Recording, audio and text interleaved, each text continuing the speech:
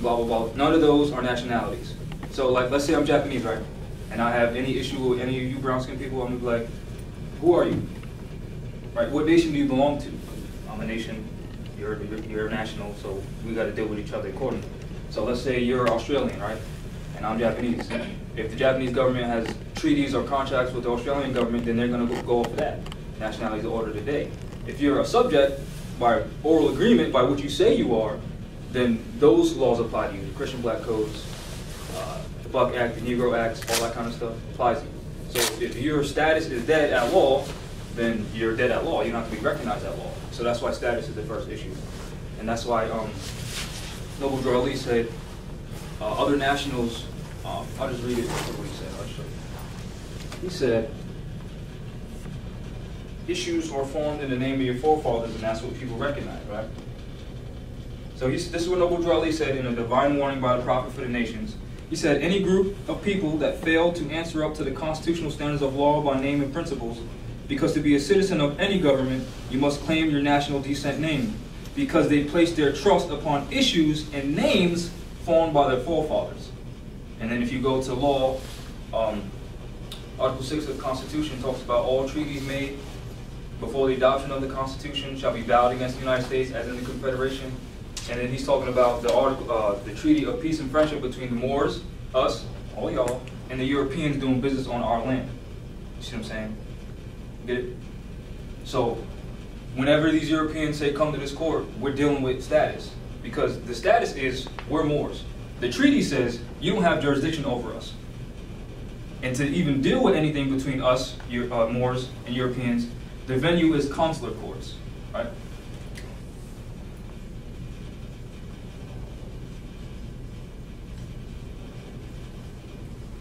And that's Article 3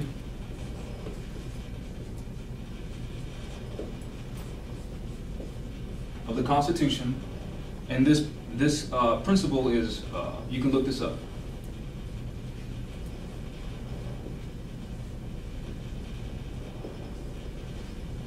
Right? This is why we say, are you an Article 3 judge? Meaning, do you not realize that this is a diversity of citizenship issue? Because when you're dealing with acts of state states that no state or government will have jurisdiction over another government's actions on their land. So to remove us from the national principles, they stripped us of our nationality. You see what I'm saying? And they stripped us of our religion. That's why we're considered 3/5 of a human being. If you're claimed to be black, Indian, West Indian, Latin American, Spanish, none of those are national origins. None of those are land masses. So you always got to keep in mind, people are named after the land, or the land is named after the people. There is no black land. There is no Negro land. There is no African America. There is no Afro America. You see what I'm saying? So we're dealing with just principles of just language, geography, basic stuff, right? So that's status, because the treaties get involved.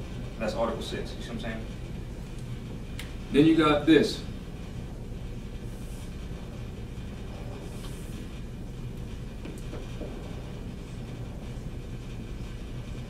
Jurisdiction.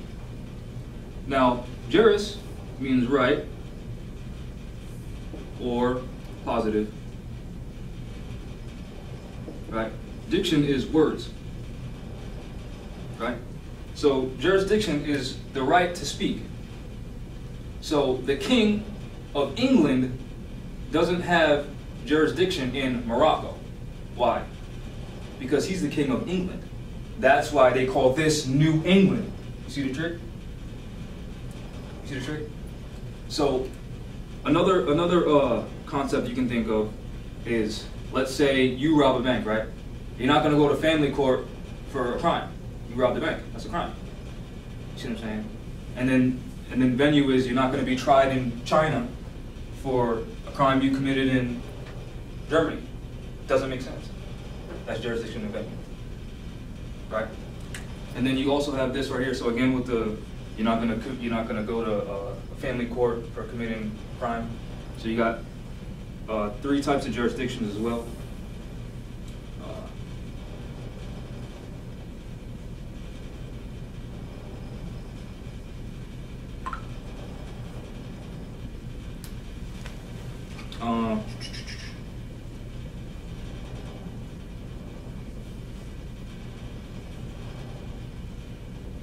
subject matter jurisdiction. So these are just basic fundamental principles of law.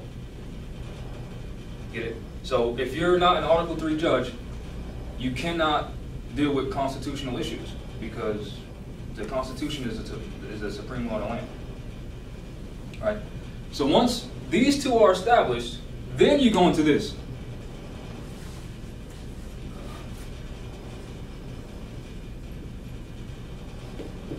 Then you go into adjudicating. Okay, yep, you're a judge. The parties are present.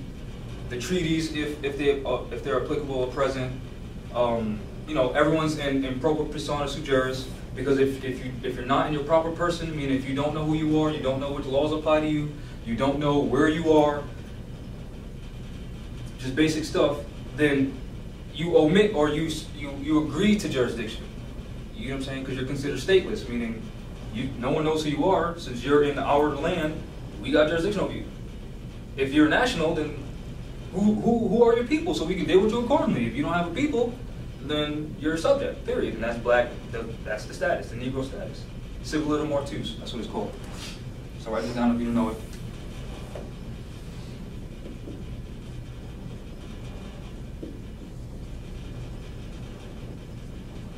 And we have law books here too, so if you don't know any of these phrases, you can look it up. You can look it up now, feel free to grab a look. Right? So these are just basic national principles of just government. Basic operations. So now the problem is governments were set up to protect our rights. The problem is once we allowed the Europeans to come and do business here, some of them were operating off of the secret treaty of Verona.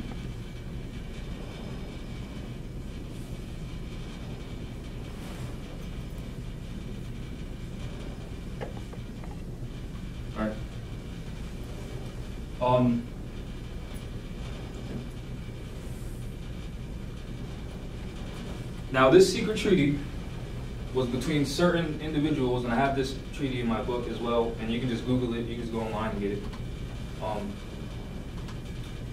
That plan was to overthrow all Republican forms of government, because a Republican form of government is the standard across the planet.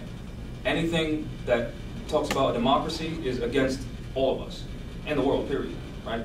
This is why Article 4, Section 4 of the Constitution says each state is guaranteed a republic. That's why you got the Dominican Republic, you see what I'm saying? Chinese Republic. It's a republic, it's for the public, you see what I'm saying? Anything other than that is a democracy, which is, demo means like destruction, ocracy is power.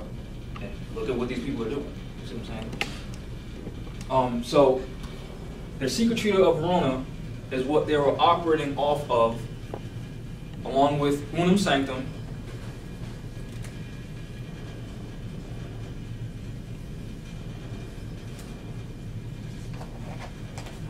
their doctrine of discovery, and their Intercatera Divina,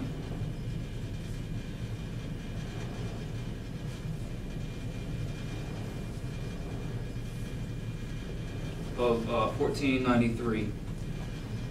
Now all of these things is what they were operating off of when they overthrew our government in 1861. Now these weren't all Europeans, you know what I mean? Because some of them came here to do business, some of them were actually our friends. These are just some that wanted our power, you know what I'm saying? And these were papal bulls issued by the Pope. This is why people say the Pope Rome controls everything. And then there's mostly lawyers, and this is how they rob us, right?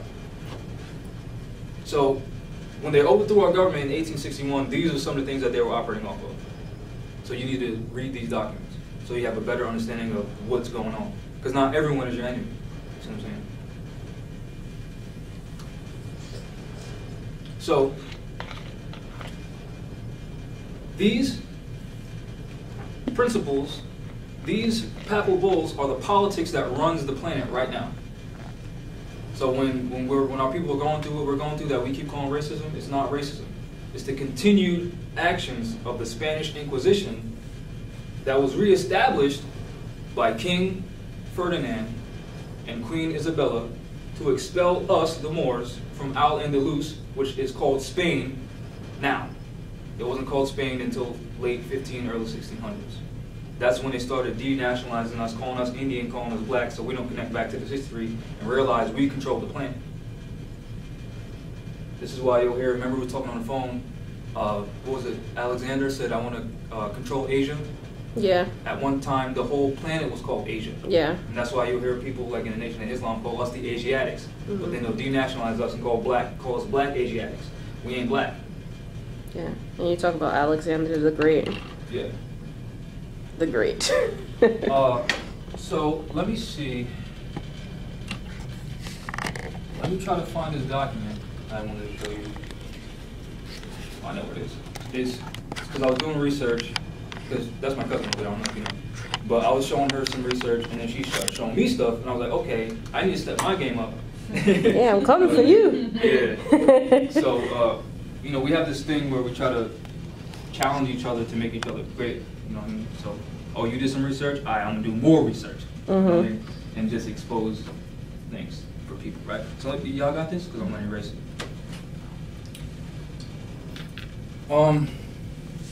And the reason why I talk about this is because I'm going to talk about issues of fact superseding issues of law. Issues of law superseding issues of fact. Because, like, I was talking to someone the other day, and she was telling me that, you know, the court system's running her through the thing. Because, you know, a lot of our people get charged with weapons charges, even though we have the right to bear arms, so they don't charge you with bearing arms, they charge you with weapons charges. So they're trying to get her to say who had the weapon, right? I mean, it's not a weapon. So I was trying to tell her that stick on the principles that you have the right to bear arms, because that is the issue of law. Not who had it. The issue of law is we have the right to bear arms. You see what I'm saying? So I just wanted to show everyone from the Corpus Juris Secundum book that this is law. You know what I mean? Let me see. Hold on. Now, before I continue, I want to read these things to be read at every meeting. I was going to say, because you're about to... Yeah, I know. It's just, you know, when I get on a roll, I try to keep the momentum going. Yeah. Right? So these are the things to be read at every meeting. Now, this is from Noble Drew Ali, who set up the Old Canaanite Temple in 1913 to help fix the issues that we're dealing with right now, which is decolonization and bringing our people back into the constitutional fold of government, because we've been out of our own law. You see what I'm saying? So these are the things he said to be read at every meeting. I'm going to start off with Caveat Emptor. Moors are men, upright, independent, and fearless, who care for their loved ones and follow the prophet to a destiny which is not uncertain nor unknown. They are fortified by the impregnable doctrine built upon love, truth, peace, freedom, and justice. It is therefore folly at its greatest height for smelly culprits with their insidious plans to invade such a realm. They try, but their own bad planning brings down wrath upon their heads like the sword old Democulus had. Intrigue and scurrilous cunnings find a difficult path to travel within the ranks of the Moors. This is so because the Moorish movement has been well planned by Prophet Noble Drew Ali, whose latent powers are abundant, unknown, and may be called into action as a mere matter of defense at any moment. Prophet Noble Drew Ali knows the people within his ranks who are interested. They are the vanguard of the movement as the Moorish hordes increase here in America. All of the Moors are active, not passive. A member's interest can only be in one direction, and having traveled over the roads years before, the Prophet knows where every member is along the road. A few feet below is another road where schemers work, where traders grin and croppers bask in the sun. They think they're on the same road with true Moors, but the Moors are high above on a pinnacle where they might view the destructionists as they fall for the last time and their bones bleach in the sultry midday sun. Hungry scavengers flying high catch scent, devour and leave crying out. Caveat emptor, cast out the dead carcass. The Moors high above see the plotters, purveyors, the worst that exist, hurl themselves downward by their own works as the hawks await. And this one is to be proclaimed at every meeting. Islam. I'm glad to know I have a few faithful Moors among you all, and I desire for them to know the truth and the divine truth. There's a host of jealousy about me in the movement now by the same people of our side of the nation that claim I was only a joke and unreal. But now, since they have found out from the government officials and nations of the earth that this is the only sole foundation that all Asiatics must depend upon for their earthly salvation as American citizens. They are working every scheme that they can to disqualify me so that they may take charge of the situation. I have notified all these things to you long ago in the past. It is through the faithful Moors that attribute to the movement and uplifting funds, the ones that pay their divine respect to me and the movement will be remembered. This is why I'm calling upon all faithful Moors to increase their faithfulness to me, your prophet, and the divine Moorish movement. I need finance, and I need it badly. Never before have I needed finance so badly as I do at present, so I can shove aside the discord that is facing the nation. It all comes through jealousy because of my fame and nobility. The nations of the world will not recognize the movement without I, the prophet, being head. It has been proven by my works which I have performed in the past few years. Prophet Noble Drew Ali. And this is to the members of the Moorish Science Temple of America, Islam. This is the instructions from your prophet Noble Drew Ali. Be faithful unto your forefathers' divine and national creed, that you will be blessed for your good deeds that you sow in the flesh. Allah is the one that judges the world, and his judgment is on now, but the weak can comprehend it not. The end of time is drawing near, so says Allah to his divine prophet, I, Noble Drew Ali. And that's why many hearts have been turned to stone, and many have eyes to see but cannot see, ears to hear but cannot hear, lest they would be confounded of their sins. These are trying hours now, dear Moors, and every evil spirit is moving, and they are trying every weak mind to overthrow and drag out the true foundation that has been laid, to cause confusion in the minds of the ones that do believe. But if you have the true love of Allah and the spirit of your forefathers, you fear not what you see or hear or see, but will sacrifice the utmost of your very life to protect your movement and your prophet. Watch your enemies, dear Moors. Your enemies are the ones that speak against your prophet and ridicule him to the very lowest, and the ones that speak against your divine and national principles of your temples. Act accordingly, and Allah will bless you for your good work. Peace. Your divine prophet, Noble Drew Ali. Prophet warns all Muslims to be read in every meeting. I hereby inform all members that they must end all radical speeches while at work, in their homes, or on the streets. We are for peace and not destruction. Stop flashing your cards at Europeans. It causes confusion. Remember, your card is for your salvation. Failure to obey these orders will be a severe consequence. We are for love, truth, peace, freedom, and justice. And when these principles are violated, justice must then take its course. Any member or group of members who hold malicious feelings towards the temple or the prophet, or violate the divine covenant of the Moorish movement, will receive their reward from Allah for their unjust deeds. All true Moors will and must obey the laws as laid down to them by their prophet. If they lose confidence in their prophet, they should turn in their card and button, cease wearing their turban and fez, and return to the state where I, the prophet, found you. This is a holy and divine movement founded by Prophet Noble Drew Ali, and if the prophet is not right, the temple is not right. The prophet, therefore, is sending out the divine plea to all Moorish Americans that they do their part in protecting their prophet and their temple. This is an everlasting movement founded by the prophet through the will of Allah to redeem his people from their sinful ways. Peace. Noble Drew Ali. And there's also another one that he said, if you got, if you love your people and you think your condition can be better, join this movement. You know what I mean? Because we're supposed to teach civics, history, and the things that will make us better citizens and help get these harsh mistreatments that we keep calling racism and really symptoms of the Inquisition that our people keep facing. You know what I mean? So like when they put mortgages on our people, putting all these debts on our people, they steal our cars, they keep us in these commercial contracts in bondage. You know what I mean? So the temple is supposed to teach you what we're facing and to approach it with an intelligent tone, because our people, you see our people, they do, kill the cracker, so-called. He just told us, don't be doing that. You know what I'm saying? Violence begets more violence. So let's just deal with what we need to deal with the way we need to deal with it. You see what I'm saying? And we can only deal with things through knowledge. This is why in the Bible it says, my people perish by the day for the lack of knowledge. And our people, we've been cut out. You know what I mean? So you're supposed to be taught these things. All right. So let me look for this corpus juris secundum thing.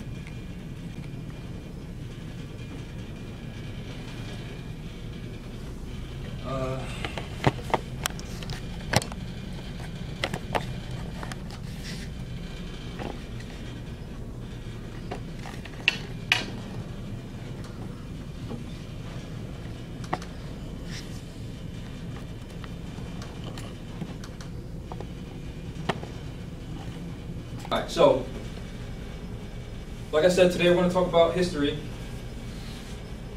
because we've been cut off from the true history. That's why our people are suffering. So I'm just going to jump right into it.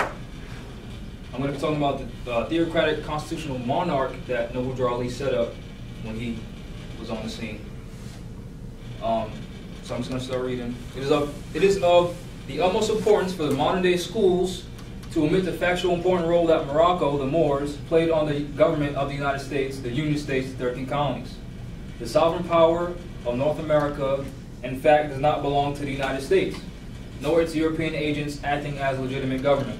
As mentioned in my book, Arctic Views About Law, the trick in branding us Negro, Black, Indian, Colored, Spanish, etc. is to strip us of our heritage. Not only that, but to divide us up in the mind. The story of the Indian chiefs having jurisdiction over the land is in fact to cover up the many Bays, Days, and Sagamores and other tribesmen that ruled the North Gate, North America. It is always necessary to incorporate truth mixed with falsehood. This is how the Europeans maintained the schism among our people. The following excerpt from various articles from the Library of Congress is an attempt to properly paint an accurate picture of history. Right. So, if my computer would ever work today, ever, I would like to continue. I don't know why I'm doing stuff. All right. So this newspaper article, so you'll hear Moore say Congress adjourned C&D 1861, and you'll hear Moore say the United States is not government, and you'll hear other people who don't study history say, yes, they are. You know what I mean? So this is proof. This is from the Topeka State Journal, and this is from, let me just zoom in so you can see on camera. This is from 1895. Now, Congress adjourned C&D 1861, right? This is why Civil War broke out 1862, right? Because the state of the Union, meaning the state of the union between the Moors and the Europeans and the 13 colonies doing business here, right, was up for grabs because remember the secret treaty of Rome I was talking about, their overthrow, that was happening. So the state of the Union was up for grabs, not slaves and picking cotton and North and South. It's not what they make it seem like it was. You know what I mean? It's like some of that is true, but they have to incorporate truth with falsehood to get people into the falsehood, right? So this is 1895, a few years after the coup. So they're going to mention the democracy, but that didn't happen until after the coup. You see what I'm saying? Because we're a republic. So let me just scroll down. Here it is.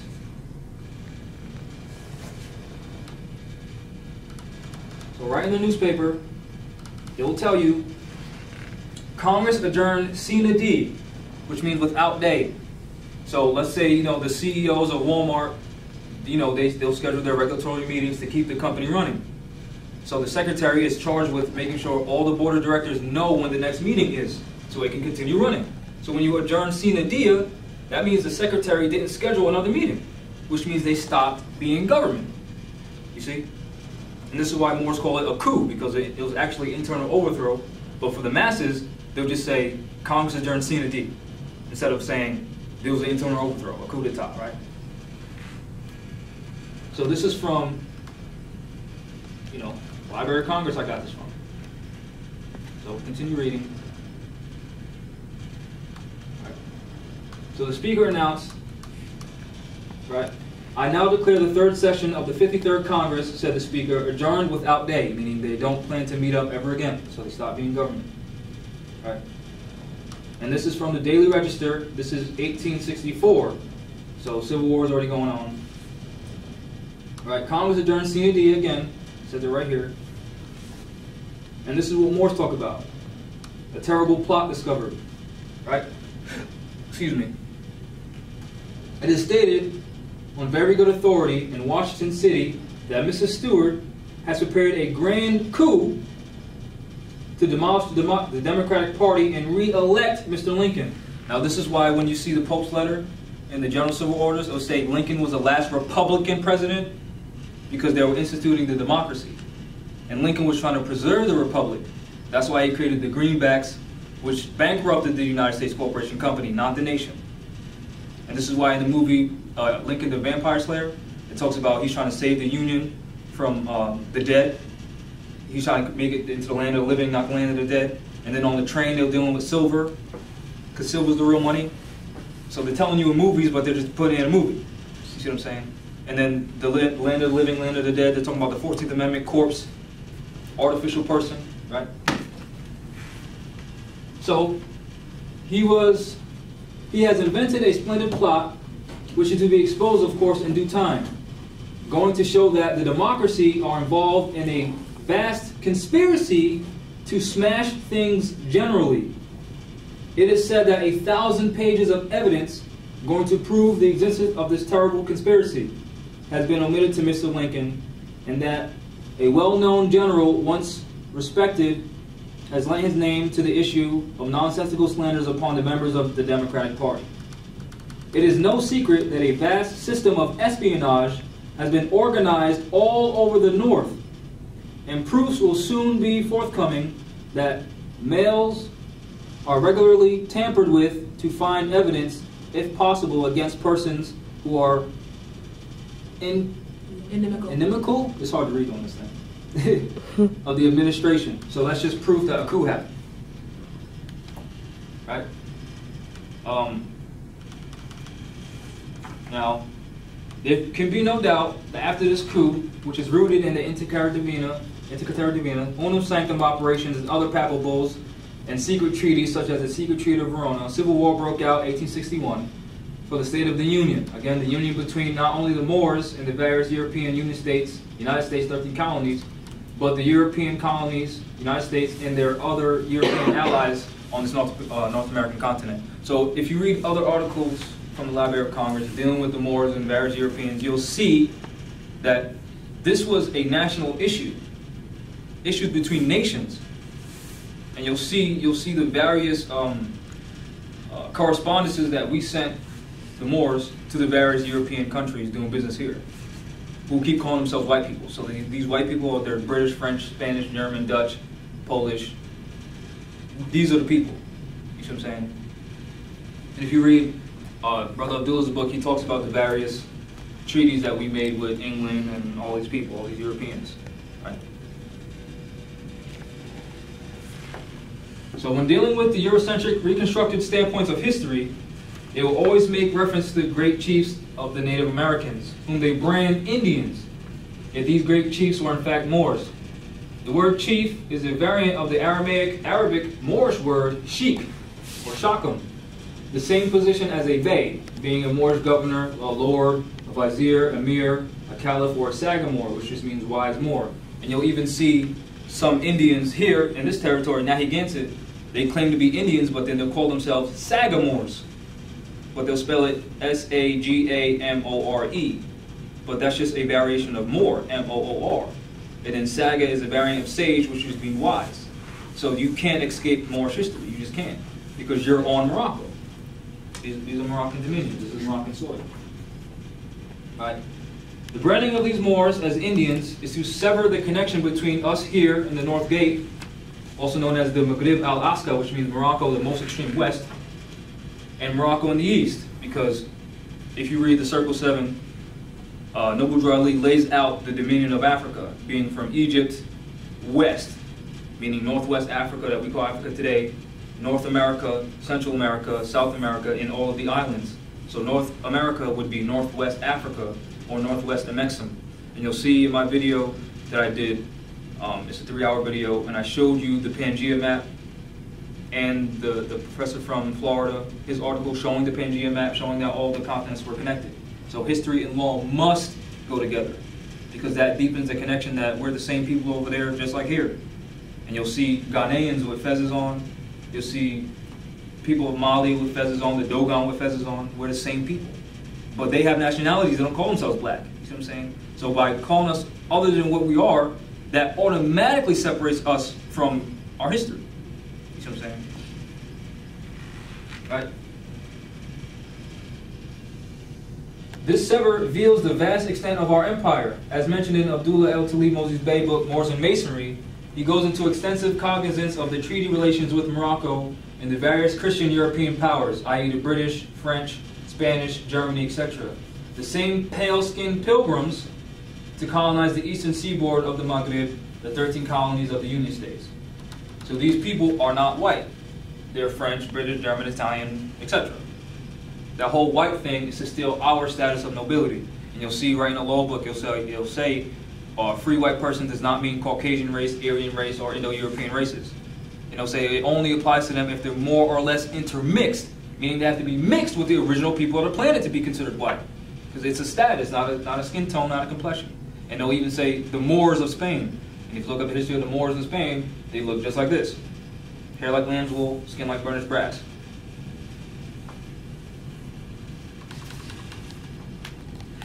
Here in the excerpt from this news article from the Library of Congress, you'll see the structure of the same theocratic constitutional monarch that Prophet Noble Drew Ali restored in the North Gate, i.e. North America, as our ancestors did in the past. This principle can also be read about in the the Holy Bible, or the Biblos Heliotext, which just means the Sun Book. In the story of King David, the ancestor of Jesus, which they call, well, his name ain't Jesus, it's Yeshua, right? So in the story of David, it talks about how he was chosen by God to be king, but then he still had to be chosen by the people, and his work ethic had to show that he was ready to be king. You see what I'm saying? Because a lot of these people just appoint themselves as whatever.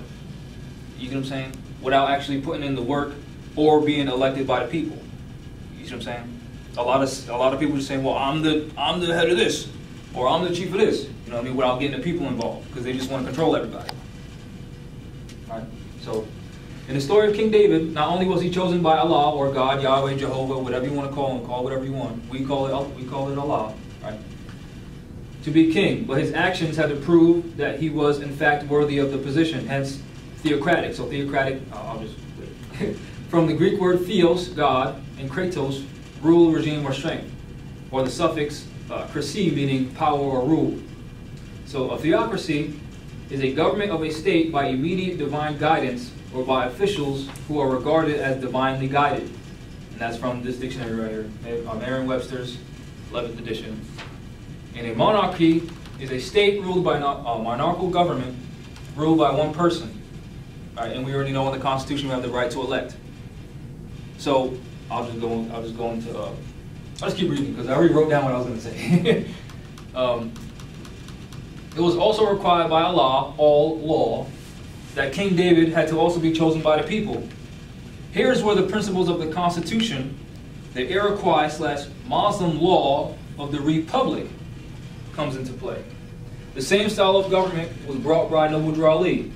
Ali established the Supreme Grand Council within the Moorish movement, to which he, being the Prophet and Crown Prince, was the Supreme Grand Chairman, hence the theocratic monarch. He then informed the Moors that he will be selecting 7 Moors to be part of the Supreme Grand Council. He would then make his decision known, and based on their merits, the people would then accept or reject them. That's the Constitution. Hence, Drew Ali established a theocratic constitutional monarch within the Moorish movement. This can be found in the general laws as said by the Prophet, and I attach it below. And in this statement, in his statement that Muslims are born, not made. The same statement applies to sheikhs, chiefs, prophets, warriors, els, beys, etc., etc., etc. Because a lot of people try to sell birthrights, like, oh, only I can make you a bey, or only I can make you a sheikh, or only I can make you a chief. That's not how it works. It's you are who you are. You see what I'm saying? Hence, our Prophet said, Moors, be yourself. He also mentioned the fact that from our Sunday schools come the guiders of the nation, and in the same instance, it is Allah alone that guides the destiny of the Moorish movement. Do you see the correlation? The same principle of nature in our divine connection to Allah is the very reason Europeans stated in the King Alfred plan. Now, if you don't know the King Alfred plan, write it down. It is their plan to not only exterminate our people, but it is also their plan to insert so-called or Christian leaders within our movements to slow us down. And what I'm about to read is an excerpt from that. So leaders who do not have such usable material in their dossiers have been approached to take governmental posts, mostly as ambassadors and primarily in African countries. So their benefit of selling us out is to be, in a position of power. In a position of power, right?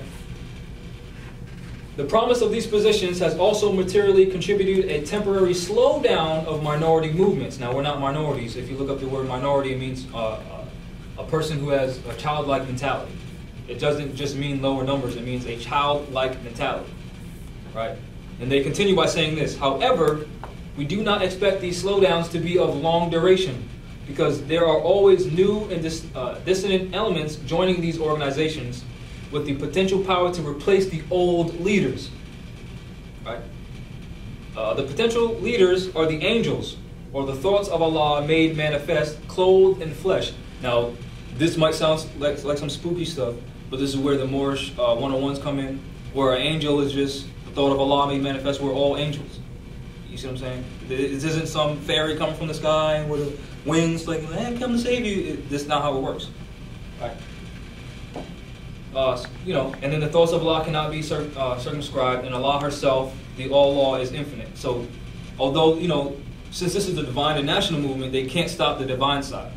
But what they can do is they can put Christian leaders in charge of these organizations to slow the progress of our people down. This is why they say, justice or else, and then nothing happens, because they don't say or else what, they just say or else, open-ended. And then we're just going to march and pray and get nothing done. You see what I'm saying? And then I go into the general laws laid down by the Prophet, right? And this is what he said: every temple and head is to function by words, deeds, and actions, imitating the Prophet, especially when teaching a group of Moors or any group of Moors. Right? These are the general laws. The supreme laws will be handed to you tomorrow. The Supreme Grand Council will be chosen tomorrow, consisting of 7 men, tried and true, and accepted by you according to their works and deeds. So this is the Prophet saying this. He's the monarch. No one trumps his power. He's the Prophet, right? But he's saying, I'm going to choose people within this movement, but they got to be, I'm going to choose them, but then they also have to be chosen by you. You see the theocratic constitutional monarch? You see what I'm saying? I'm going to skip some of this stuff. Right? And then here's some of the people that were part of the Supreme Grand Council at that time that the Prophet set up. Right? So Prophet Noble Ali was the supreme head and supreme chairman. Brother Edward or Emily Eel was Supreme Grand Sheikh and Grand Governor. James Lamoke Bey, right, Supreme Grand Governor and Grand Governor. Richard Ross Bey, C. Green Bey, Blackwell Bey, and Sister Pearl Ali, Supreme Grand Secretary. Right. And these are some more articles just showing the vast relationship between us and them. Right? So I'm just going to read this excerpt just to try to give you, like, this is stuff that we don't get in school to connect us.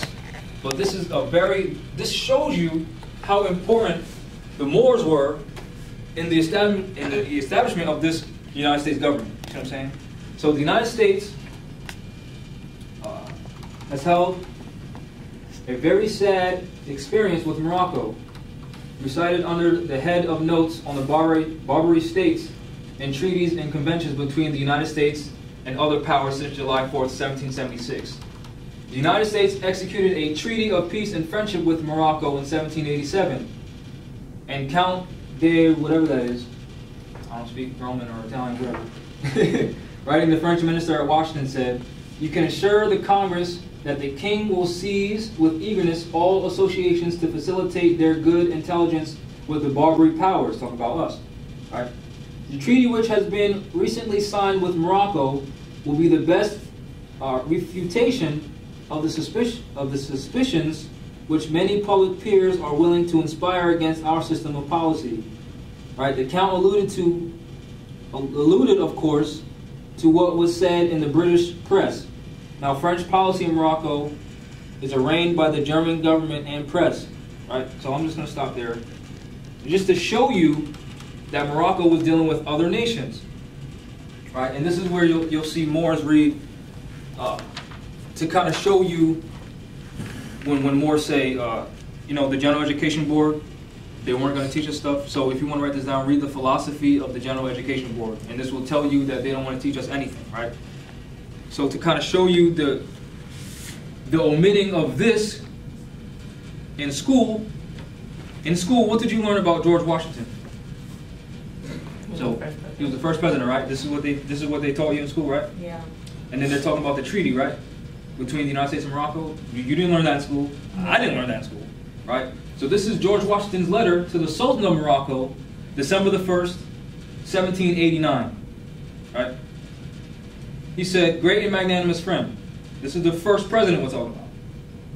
the founding father we're talking about, right? Since the date of the letter which the late Congress, by their president, already in the first line, it's admitted that he wasn't the first president. But in school, we're taught he's the first, right? Addressed to your Imperial Majesty, the United States of America having thought proper to change their government and institute a new one, agreeable to the Constitution, of which I have the honor herewith to enclose a copy. The time necessarily employed in the erroneous task and disarrangements associated by so great though peaceful revolution will apologize and account for your Majesty not having received those regularly advised marks of attention from which the United States, which the friendship and magnanimity of your conduct toward them afford reason to expect. So in that line he's saying, I apologize for the United States not paying you taxes for being on your land. Those regularly advised marks of attention, those are the taxes that the Europeans are supposed to be paying us for doing business here. This is George Washington saying this, right? The United States having unanimously appointed me to supreme executive authority in this nation. So let me stop right there. We were taught he was elected. He was appointed to this position. He wasn't elected. You see, this letter alone just unwires all the lies that we're taught in school. Your Majesty's letter of August 17th, 1788, by which the reason of the dissolution of the late government remain unanswered, which has been discovered to me. I have also received the letters which your Imperial Majesty has been so kind as to write in favor of the United States to the Bashaws of Tunis and Tripoli, and I present to you with the sincere acknowledgments and thanks of the United States for this important mark of your friendship towards them, because during that time, you know, there were some Europeans operating off their secret treaty to try to undermine us in our agreement between other Europeans. And you also had Moors who were taking European ships, holding the Europeans for ransom, taking their women, just doing terrible things. So our Sultan was kind of like, Moors, stop. Because, you know, our people, we can get belligerent, you know what I mean? So to try to paint you the picture of what was going on at the time, if you read during that time, they talk about the Moorish pirates or the pirates. They just call us pirates like we didn't belong to an empire. You see what I'm saying? So they try to undermine our power. But we were really taking their stuff. And they had to pay us millions of dollars to be on this land. You see what I'm saying? And then to try to go into history more. George Washington maintained that paying us taxes. And then Thomas Jefferson stopped doing it. And this is where the Barbary Wars came in, 1803-ish. You see what I'm saying? We greatly regret the hostile dispositions of these great regencies towards this nation, who have never injured them. It is not to be removed on terms of our power to comply with. Within our territories there are no mines, whether gold or silver, and this young nation, just recovering from the waste and dissolution of a long war, have not as yet had time to acquire riches by agriculture and commerce. But our soil is bountiful and our people industrious, and we have reason to flatter ourselves that we shall gradually become useful to our friends. The encouragement which your Majesty has been pleased generously to give to our commerce with your dominions. Now, let me just stop right there. What is commerce? Doing business. Business and trade. What is dominions? People from that one. So land and sovereignty. So he's saying, thank you for allowing us to do business on your land. Now, this is the United States we're talking about. Where is the United States located? North America, right? So that means North America is Moroccan dominions, right? You see the connection? So again, the encouragement which your Majesty has been pleased generously to give to our commerce with your dominions, the punctuality with which you have caused the treaty to be observed, right? The treaty, remember to talk about the treaty. The treaty with us to be observed, and the just and generous measures taken in the case of Captain Proctor. He was taken hostage by our people. Make a deep impression on the United States and confirm their respect for and attachment to your Imperial Majesty. The United States is an appendage of us, of our empire. You see? And he just admitted it. It gives me great pleasure to have the opportunity of assuring your Majesty that while I remain at the head of this nation, I shall not cease to promote every measure that may conduce to the friendship and harmony which so happily subsists between your empire and them. Now, what's an empire? An empire consists of various kingdoms, nations, countries, jurisdictions, land masses under one regime. So this is vast we're talking about. Because a lot of people try to say, oh, Morocco was just the kingdom of Morocco today, which wasn't founded until 1956. This is 1789. You see what I'm saying? Right? This is why history and law must go together. And shall esteem myself happy in every occasion of convincing your majesty of the high sense, which in common with the whole nation I entertain the magnanimity, wisdom, and benevolence of your majesty. May the Almighty bless your imperial majesty, our great and magnanimous friend, with his constant guidance and protection, signed George Washington. Now you will never see any instruments created like this speaking to any so-called Indians like this on this land, because this is not India. You see the trick? You see how much honor he gave the Sultan of Morocco? You will never see any relations between the so-called United States and any so-called Indian with this type of honor. Because Indians are branded Moors, they're property. You see what I'm saying? So when I say they call us these things to remove us from this history, here's an example. Right? Now, to kind of speed up into history, just showed you the coup, right? To try to deal with, why is this?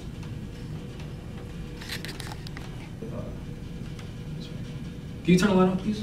Yeah. So just to try to show you, that this is our land, right? So they had to do certain things to overthrow the power that we had here. Right? So these are some of the things that happened. Again,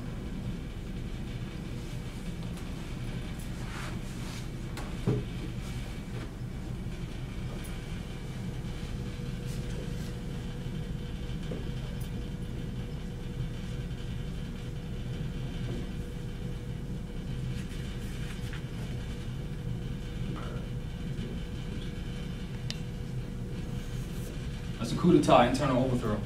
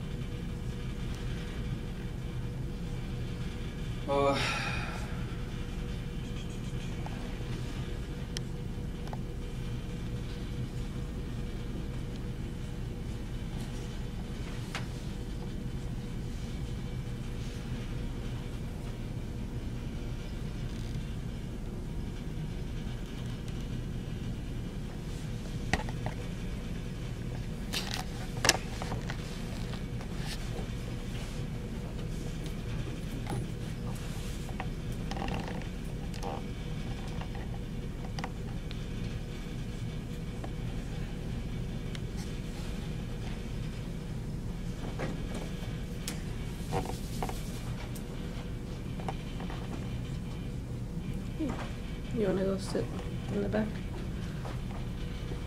Whatever.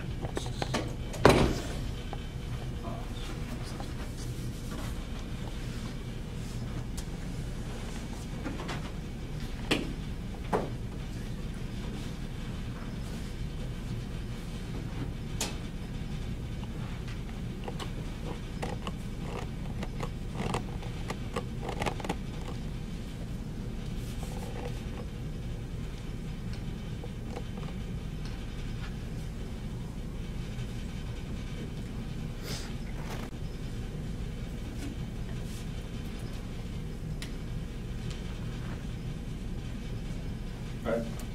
So now that you kind of see the relations between Moors and Europeans, these are some of the events that happened. Right? So they stopped being government in 1861. Civil War broke out, right? 1862. Abraham Lincoln found out what they were doing, so he tried to preserve the republic. Then he did the greenbacks thing, and then to try to help us, he set up the Bureau of Refugees, Abandoned Land, and Freedmen, which we call the Freedmen's Bureau of 1864, which is going to return us back. We're going to get our nationality back, restore our history, get 40 acres and a mule, every man, woman, and child, and enough finance to set up whatever we need to set up to get us out of that situation that we were in. You see what I'm saying? So the modern day version of that is the rights of indigenous people. You need to know that because you'll see the absolute connection, right? So since Abraham Lincoln was fighting for us, this is why he's on the copper penny. Look at your skin tone. He's on the copper penny, right? He's facing the other way. They assassinated him in 1865, and then by 1868 they squandered the finance of the Bureau of Refugees, Abandoned Land, and Freedmen, meaning they just took all the money out, all the gold and silver at the time that was going to help us. Took it out, just destroyed it. Then they created the 14th Amendment, which isn't constitutional. And you'll see, you know, if you watch the videos, you'll see I read the document from the congressional record stating that this isn't ratified because this isn't constitutional law, right? Then, 1870, and you'll see it if you look it up in the dictionary, free white person, this is when the Europeans, the pale-skinned black Europeans, started calling themselves white. And then they did the whole march, or their crusades in the South to promote that white thing, calling themselves white. And this is why they do the same thing today, is to create that emotional game where you think that they're white. So when they say white power, you say, no, no, no, when you're the white man. This is why we're in the position we're in, because we don't know the power of words, right? So again, let me just say this for the record, right? So to know what the true, absolute, factual definitions of words, you must know etymology. This is why they do not teach it in our schools.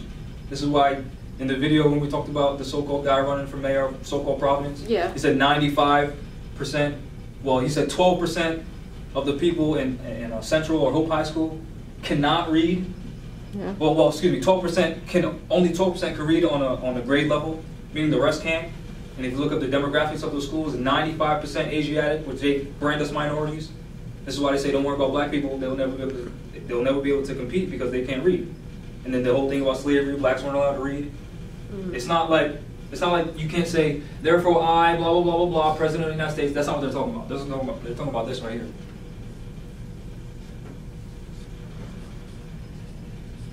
Right.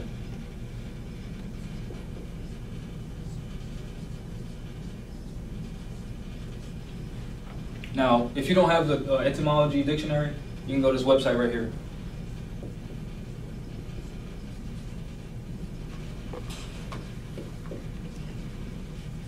So, this means like true, right? In the study of you know, the morphology of words and stuff like that, transliteration, stuff like that, etymology, right? So, this is why, you know, in the Bible it says, my people perish by the day for the lack of knowledge. And then in the Bible it talks about the Tower of Babel, the people speaking one language, they can't be destroyed. And then the Lord came in and divided the language, so they can't separate the wheat from the chaff. So when I say to our people we're not black, they think I'm attacking their Afrocentric identity when black means pale. You see what I'm saying? And then since Europeans know that first it was the Word, and the Word was with God, and the Word was God, and then all things are made through Him, meaning the power of words, meaning what you speak. That's why they're promoting Black Lives Matter. So when you say Black Lives Matter, you're saying pale lives matter. Is your skin tone pale? No, it's not. You see? You see how they win? You see the point of this?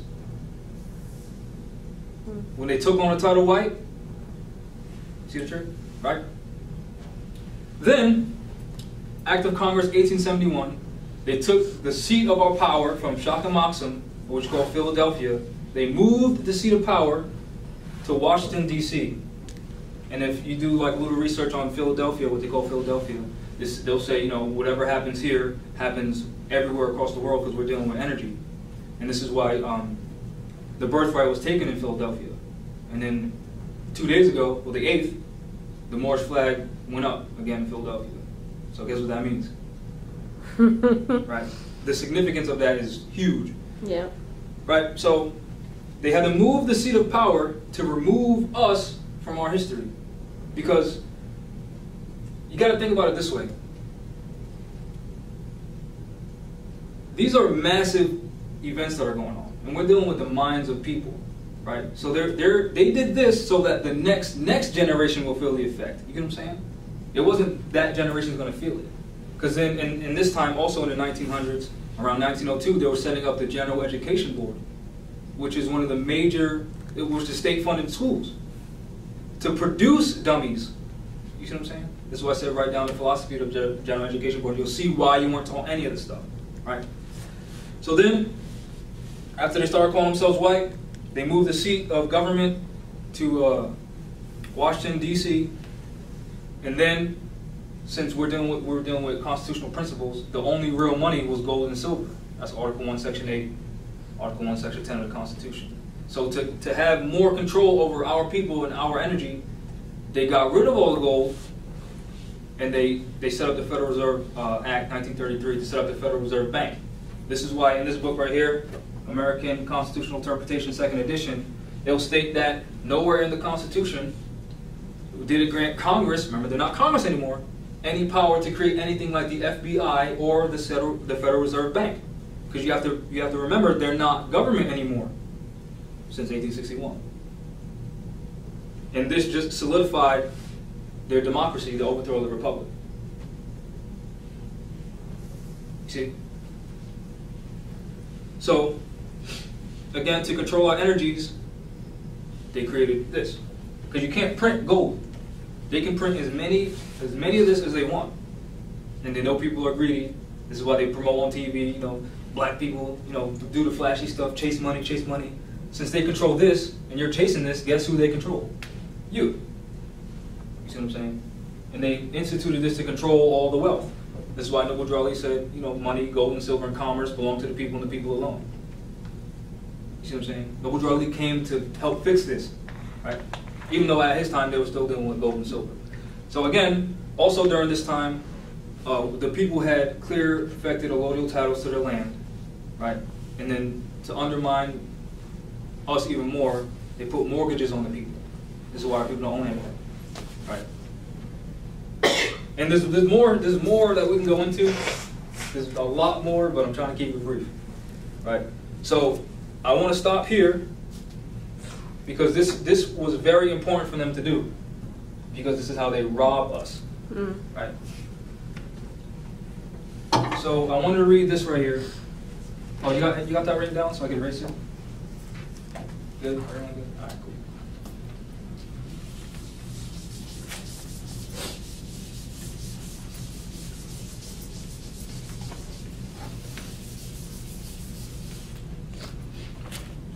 Light, please. Thank you. All right, so this is something I found online. This is Franklin Roosevelt, right, president of the United States Corporation Company in 1933 to 1945. Because when Noble Drew Ali was on the scene, he bankrupted the United States Corporation Company twice, right? And then in around 1933 is when they declared bankruptcy. This is the fake banking holiday that they did. So I'm just going to scroll down to the bottom.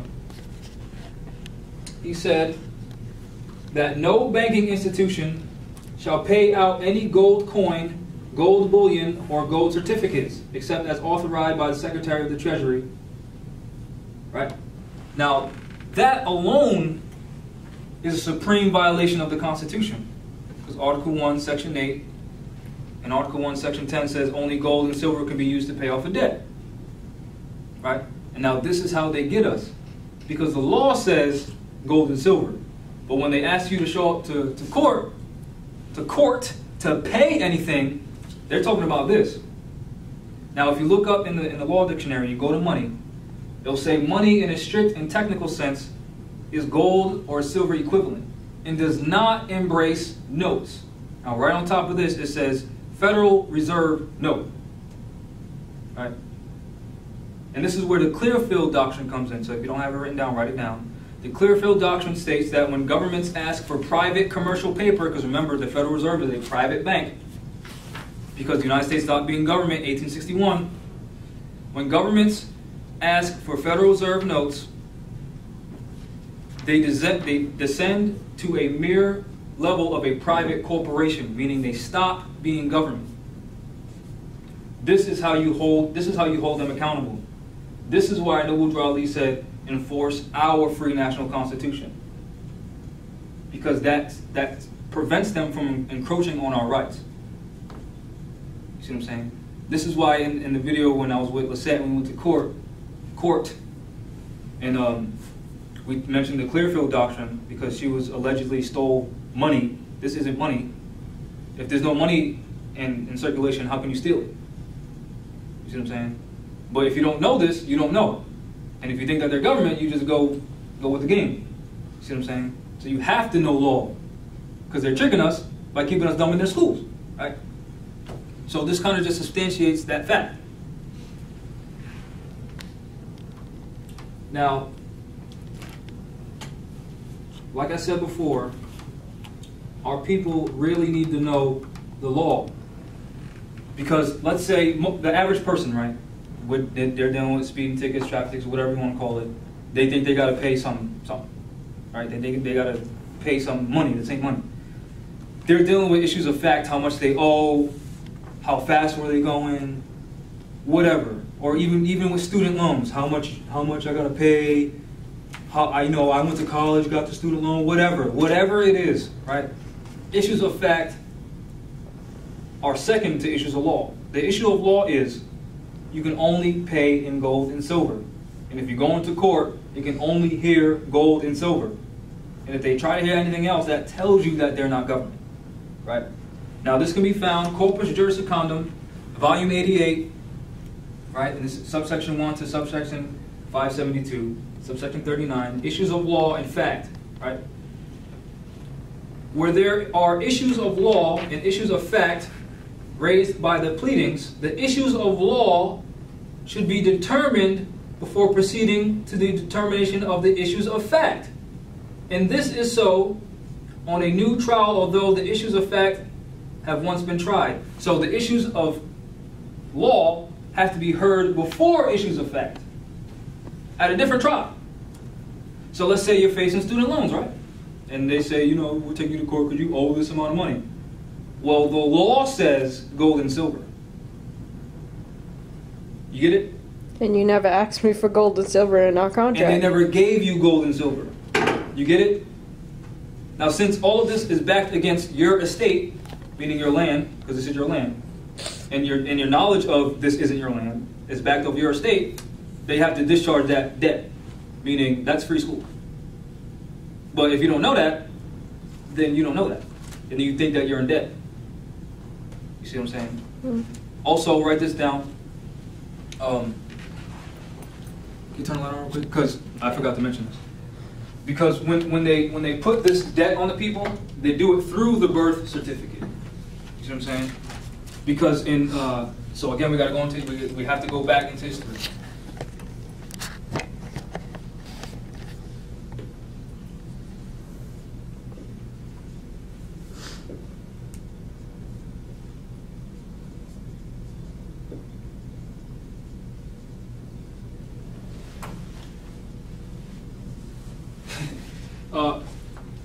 Because when you're dealing with us and them, meaning the Moors and the Arabs, Europeans, they did this after 1492.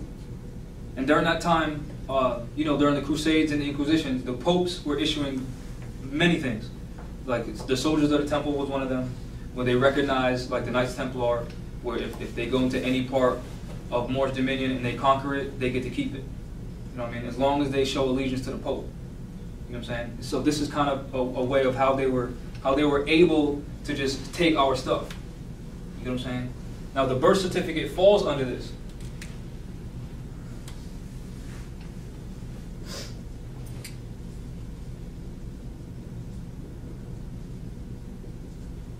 Along with marriage licenses, mortgages, all that kind of stuff.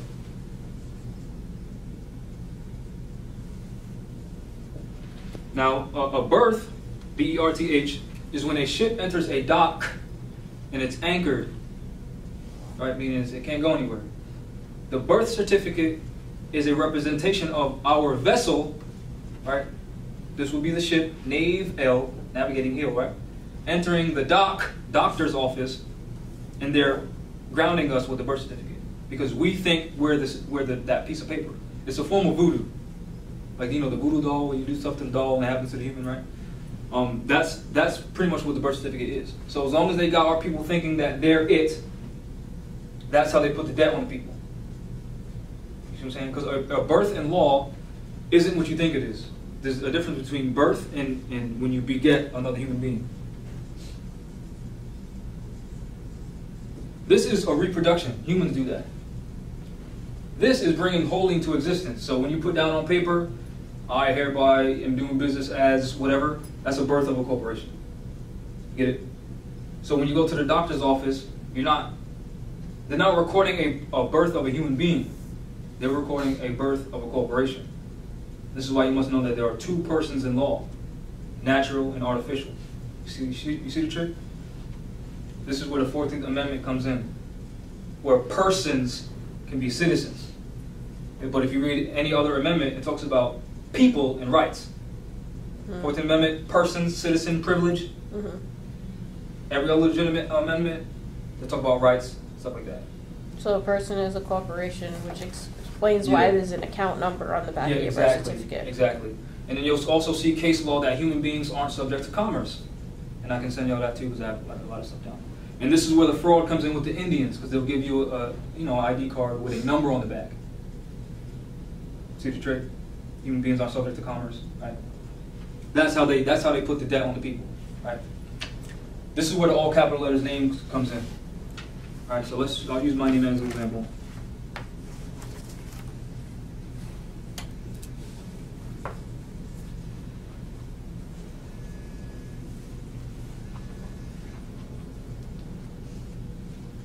Now, this is just, we're always dealing with principles of language, principles of mathematics, vibration, all that kind of stuff. These two names are homonyms.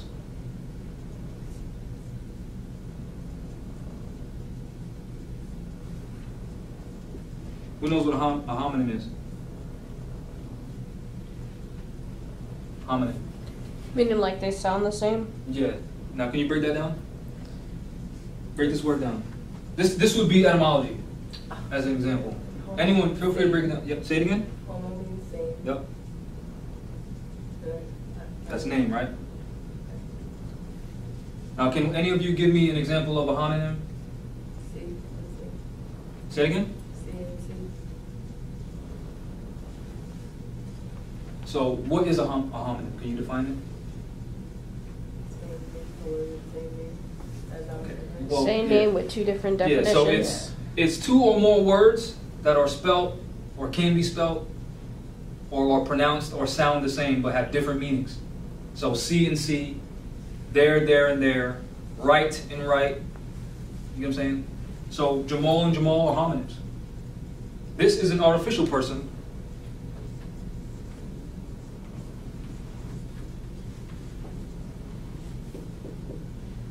This is a natural person.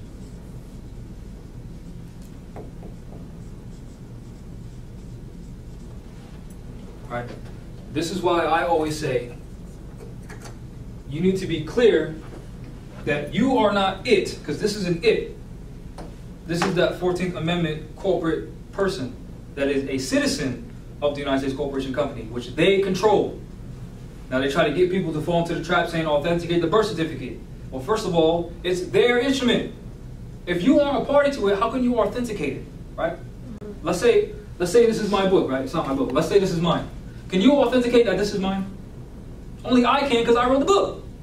You see the trick? So since this is their SESQV trust, their private trust, how can you authenticate anything associated with that if you're not a board of director, you're not an administrator, you're not written in that at all? You see? You see the trick? All right.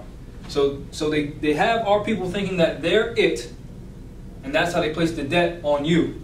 So when they send you stuff in the mail, it has this name on it, which is not you. It's not your corporation. It's a corporation. The corporation. Yeah. But once you say yours or mine or possessive, you're saying you're a party to it, which you're absolutely not, because you didn't create it. You see what I'm saying? And then when you're dealing with the principles of contracts, a minor cannot be a party to a contract. But they try to make your body a surety for it. Now, surety is just like as an example, when like when they let me out of jail, right?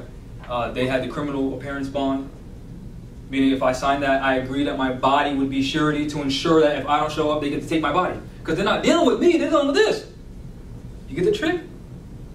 But they needed me to agree to be that. You see the trick? Once you say, I'm not this, you can't be held as surety.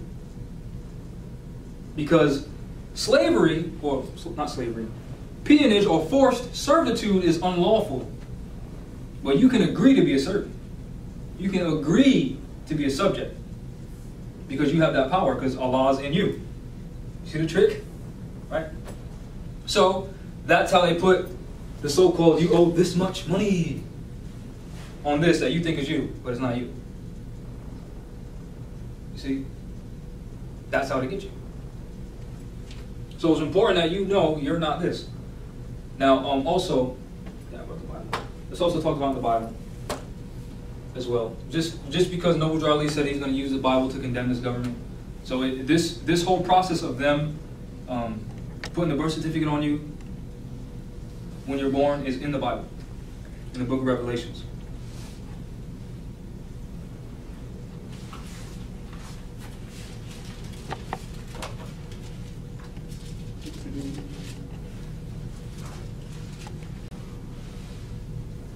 So this is from Revelations chapter 12. And there appeared a great wonder in heaven, a woman clothed with the sun, and the moon under her feet, and upon her head a crown of 12 stars. And she, being with child, cried, traveled in birth, and pained to be delivered. And there appeared another wonder in heaven, and behold, a great red dragon. Remember the KKK, right? The Grand Dragon, he wears red, right? Remember that KKK oath? Having 7 heads and 10 horns, and 7 crowns upon his head. And his tail drew the third part of the stars of heaven, and did cast them to the earth. And the dragon stood before the woman, which was ready to be delivered, for to devour her child as soon as it was born. So as soon as you're born, you get the birth certificate. And the devouring is them putting that so-called debt on you. You see? And then the Grand Dragon, the KKK. And we already know, like, state politicians, doctors, all these people, lawyers, they're Klansmen, right? We know this? Alright, cool. I just want to make sure I'm not going over nobody's head, alright? Alright. So, this is why issues of law supersede issues of fact. This is why when people go to so-called court, they say, I'm not this. Because they're dealing with the record. You see what I'm saying? And this is why some people get held in contempt, because this can't speak. So if you go to court saying you're this, when they say, is so-and-so here? They say state your name for the record. Yep.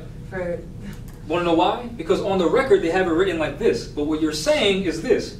But it's a homonym. Yeah, but name means Christian property or corporation entity. That's why more say appellation. Yeah. You see what I'm saying? And then you can even look up Christian name in the law dictionary. Now, that's important because, again, this isn't real. This is property. Property can't own property. And then she said the name, right? This is why they converted Kunta to Toby. So instead of Kunta Kinte, which is the free national name, they said, you're Toby, Christian property. So in the Dred Scott's case, when it was decreed plaintiff in error, Dred Scott was European Scott property. So how can property claim a right? You see what I'm saying? That's that black status, that dead status. This is why Noble Drew Ali said, declare your free national name. You get what I'm saying? So that was fun. You got this? Any questions? All right. So, pretty much to challenge any of these people asking for anything, you challenge what it is they're asking for, and you hold them to the Constitution. So again, if you got student loans, and they're trying to take you to so-called court, tell them, or have them produce for the record the original promissory note, the original agreement that you agreed to pay any money, and proof that they gave you any money or anything of value. And if this says this is your land, and they're doing business on your land, and you're going to their schools, since it's on your estate, you are obligated, you rightfully have the ability to attend free school, because this is your land, and you're under occupation. You see what I'm saying? This is where like nationality comes into play, because a lot of people have confusion when it comes to nationality and what it is. It's a non-tangible concept. Nationality is knowing that this is your land, knowing that these people are foreigners on your land, and they've been suppressing you through things like the Federal Reserve Bank and this not being money. You see what I'm saying? So it's kind of like there's no definitive way to tell you what nationality is. And then if you kind of think about it in this context, look at what other nations are doing. Because a lot of more try to sell nationality packages. Ask any Japanese person how much it costs them to be Japanese. Free 99. Free 99, that's right. Free. This is why Noble Drew Ali said, you know, membership's not only free here, but all over the world. This isn't a group that you join. This is you recognizing who you are as a person. And then you just live your life. You see what I'm saying? But you're supposed to be given the tools, like these people on government, knowing the principles of diversity of citizenship, so when they try to encroach on you, you know what to do. And then not only that, we're supposed to form our own jural society to speak up. Because black people can't speak up, and they haven't been speaking up. You see what I'm saying? So there's a lot to this that goes into play, but it starts in the mind. And then if you look, do research on this too. Did I bring a book out?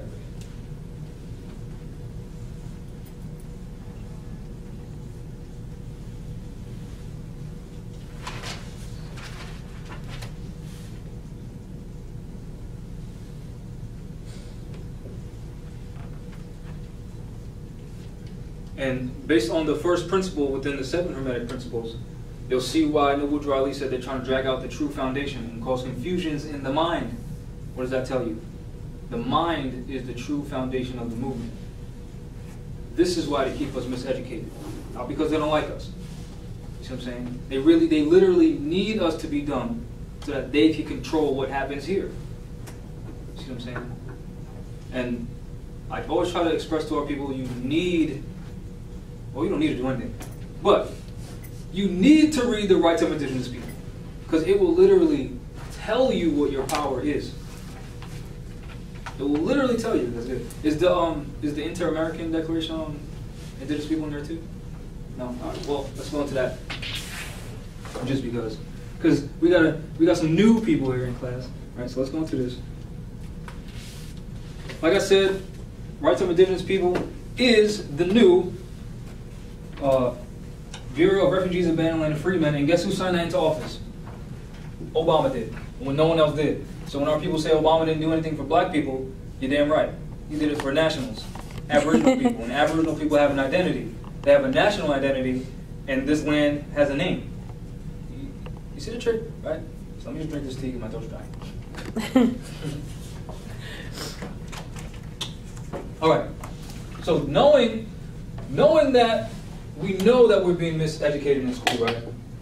Knowing that we know that our people have been told that they've been sent here by the shitload here, right? Knowing all these things, this is what the Inter-American Declaration, so Inter-American, the Organization of American States, like Brazil, Guatemala, Costa Rica, American states. Pay attention to that, American states, not Texas, not Rhode Island, not New Hampshire. We're talking about American states, Brazil, Guatemala, Cuba, Chile, right? This is what they said, what they define as an indigenous person. And this was approved February 26, 1997. So again, this is the Inter-American Declaration of the Rights of Indigenous People from the Organization of American States. This is section 1. The definition of what an indigenous person is. In this declaration, indigenous people are those who embody historical continuity with societies which existed prior to the conquest and settlement of their lands, or their territories by Europeans. So already that tells you a little bit about history. So you must know history, right? As well as people brought in voluntarily to the New World who freed themselves in cultures from which they've been torn. So what does that mean? so-called black people, don't black people think they've been shipped here? 90% of us think we were shipped here, right? You're an indigenous person. And if you read rights of indigenous people, it says you have the right to your lands, territories, and resources back. So, as an example, what would that mean? Going back. Say again? Going back. Going back where? To Africa. Where's Africa? We are in Africa. You see what I'm saying? Now, what else does that mean? That means that all that they're charging us a water bill. Really? So you're taking the water from our land and charging us a water bill? What else? Electricity, Heat, right? Heat, right? Groceries. Don't you buy produce from the store? Where's the food growing? Hmm. You see what I'm saying? This is why you'll hear more say nationalize, meaning recognize your home, recognize the power that you have here. This is why I always go back and I mentioned Fidel Castro, because he nationalized power plants, meaning because what was happening is, you have to understand that the democracy is a continuation of the Spanish Inquisition. Pretty sure I said that earlier, but I don't think I said it on camera. It's a continuation of the Spanish Inquisition. So what the Europeans were doing in Cuba, just like they're doing everywhere else in America, North, South, Central America, they were claiming ownership of the land. So the Europeans, acting through the United States Corporation Company, were claiming ownership of Cuba, and they were doing terrible things to the Cubans. They were touching their children, trafficking humans, like sex trade, all that kind of stuff. So when Fidel Castro was doing what he was doing, and the other Cubans were doing what they were revolting against that. And they were everything he was talking about was a republic, right? So he nationalized the land and power plants, and he gave it back to the people. Now, the United States Corporation Company, through their propaganda, would make it seem like he's a terrible guy. But he was saving the people from the continuation of the Spanish Inquisition. And you would only know that if you read history on the Inquisition. And there's a good book called The Inquisition, Reign of Fear by Toby Green. That's a good book to read. But you need to understand that you've been cut off from a lot of history for a reason. Not because they don't like you, but because they wanted our power. And clearly they had it. See what I'm saying? And then they preserve our knowledge and our ancient culture in their societies like Masonry. And then they'll put like a negative connotation on it, like it's devil worship, so you don't look into it, when they're ruling with our ancient culture, which is Islam, which is ancient Kemetic knowledge. You see what I'm saying? So this is a good book, if you haven't read it. Read this book, and then read this. And you'll see why Noble Drew Ali was the Egyptian adept student. And you'll see why we say Islam is more science is Kemetic knowledge and spirituality, because it's the same thing, because we're the same people. You get it? Anyone got anything? Want to add anything? Questions? No, we good? Hi. and once you start, because you're not going to get everything here. You know what I mean? I'm just speaking. You can't get everything here in this one class. You have to read books. You have to. Because man learns not by being told. You know what I mean? You gotta like I was up, like when I found those articles on the Library of Congress, I was up. That was like midnight, 1 a.m. Yeah. Like this isn't stuff you're just gonna get in one sitting. Yeah. Oh yeah, I forgot to go into this. Another example of issues of law superseding issues of fact.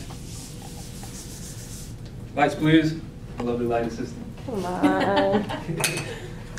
The keepers of the light. Right? So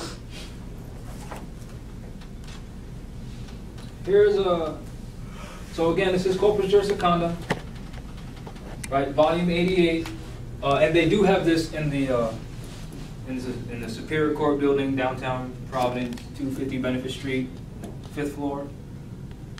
They do have this on the right-hand side towards the back. They're blue. There's a lot of volumes, and that's where I got this from. Right. So again, where there are issues of law and issues of fact raised by the pleadings, the issues of law should be determined before proceeding to determination of the issues of fact. Right. And here was my example. Here's my annotation. An example of an issue of law taking precedence over issues of fact would be an example, a person facing charges of possession of a weapon without a license. Now, the reason why I specifically said this is because this is one of the main so-called charges that these Europeans put on our people to keep their prison industrial complex going, of suppressing our people and getting our free labor. Right? We always hear the weapons charges and so-called pop charges, or whatever you want to call it, right? So when facing these charges and asked to plead, I would personally never admit to either carrying a weapon. I would never plead guilty or not guilty. I would merely state that no plea under the grounds that it is my constitutional right to keep and bear arms. Thus, any and all charges must be dropped. Now, this is dealing with, remember, your status is your standing state condition as it relates to the rest of the community and your ability to call into force your rights. This is why your nationality determines your political status. You see what I'm saying? So without any nationality, you don't have a standing at all. You see? That also is an issue of law. That's why Dred Scott lost his case. You see what I'm saying? Tracking, we following? We good? He lost his case? Yeah, plaintiff in error, because he was property. Right? That response is an issue of law. Considering the American Constitution is something that the American people decided, it states in the Second Amendment of the Bill of Rights, stare decisis. Remember, stare is to look fixedly at. Decisive is something that is already decided. The right of the people to keep and bear arms shall not be infringed. This is why they don't hold our people, they don't charge them for bearing arms.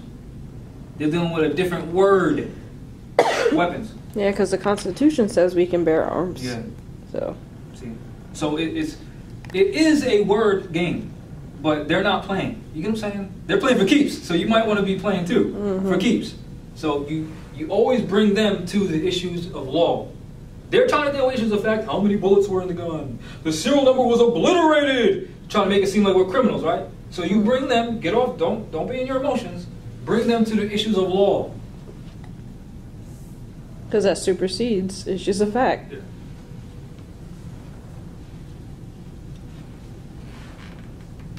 Right. I would also state that it has also been decided in Chicago versus Collins, 5-1 NE 907, and Freeburg versus Dawson, 274 F 240, that a right which is free and open to all is not subject to a license or tax. So what does that mean? You do not need a license to bear arms. Right? A license is permission, and it only applies to occupations. So unless you were doing it for a duty or a job, then you would have to be mentally screened, go through proper weapons training, all that kind of stuff, so you're not a threat to the public, because they don't want insane people bearing arms. This is why they keep our people in a black status, because black people are considered, they're suffering from a psychopathic constitutional inferiority, and that is a law phrase, because these are people who Psychopathic constitutional inferiority. inferiority. Yeah. Look it up right in the logo. Never believe anything I say, ever. Right? Because this is why so-called black people need a license. They need permission. Because their actions prove that they don't honor law and government. You see what I'm saying? This is why Drawley said, I desire my people back into the constitutional fold. And for us to get that back into the mindset of our ancient foremothers and forefathers. Because we set up government. Right? Even as an example, the word Moab, right? Lights please, light bearer. Killing me. Right?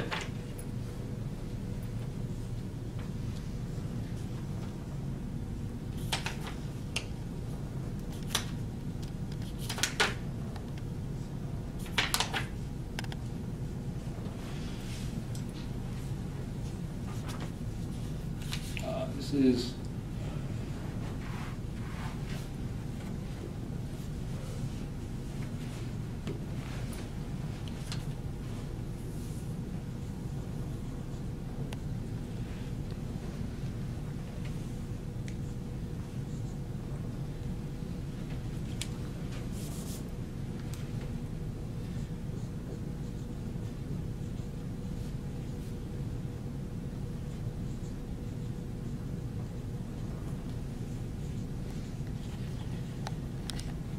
Pretty sure I spelled that right. So, Moab, right? Mu means water, right? And where are we formed? Where's the human body formed? In the womb, in water, right? And then the word ad means from, or in other words, it can be represented as the father, and that's patah, right? Ancient Kemet. And then there's like an ancient Kemetic allegorical story of how the universe was created. And it kind of goes something like this. From the raging waters of Nun. Remember, vowels are interchangeable? And N and M are interchangeable? From the raging waters of Nun came Atum.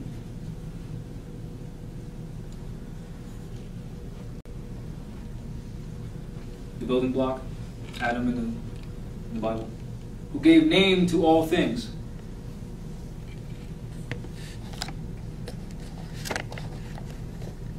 Mother and son. See that? So we are the mothers and fathers of civilization, and we don't know our own law. So if anyone's in supreme violation, it's not the Europeans. It's us. See? And then, because I know some of you may not have the question, the one-on-one questions, but this is a great tool. You might want to write this down. If you don't have this book, you might want to get it. What's the name of it? This is the Quran questions for Moorish Americans. Also, it's called the 101s, and you can get this on rvbaypublications.com.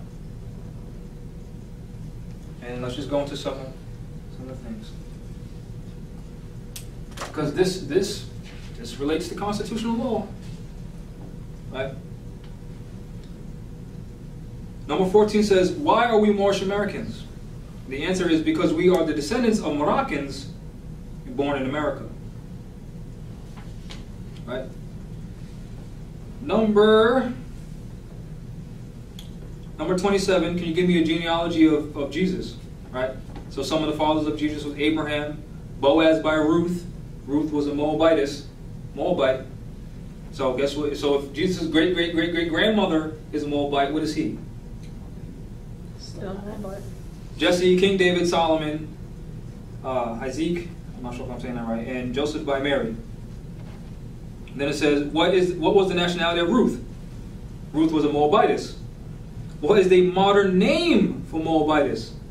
Moroccan. See the connection? So this is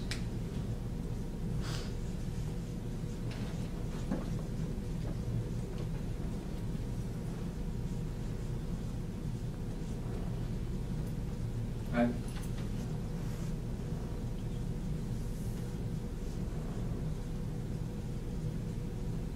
That means descendant of the Moors, right? And then I'll go through this again. And this is absolutely related to issues of law and issues of fact, because these people aren't black, right?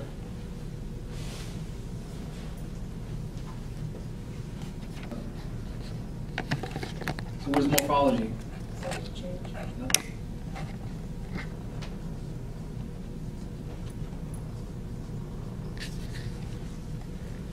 So in linguistics, what I'm about to show you right now is called morphology. And this process is called this right here.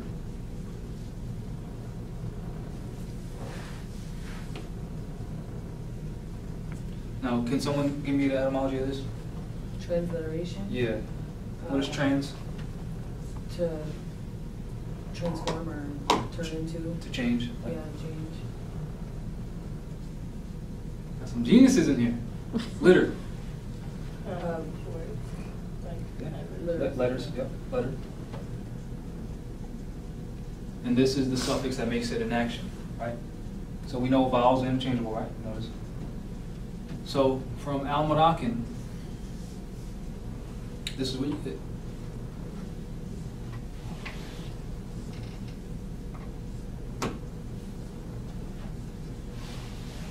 Oops. That is dropped.